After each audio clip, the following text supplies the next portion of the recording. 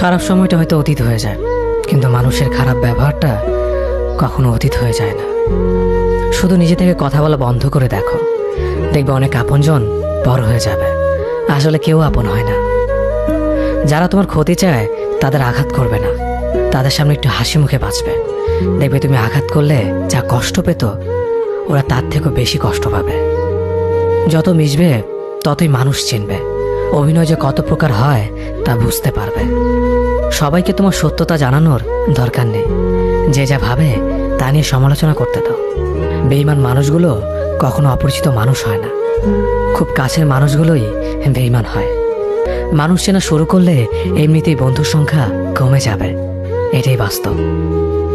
3টি কথা মনে রাখবেন: যে তোমাকে সাহায্য করে তাকে কখনো ভুলে যেও না, যে তোমাকে ভালোবাসে তাকে কখনো ঘৃণা করো না, যে তোমাকে বিশ্বাস করে তাকে কখনো ঠকিও না।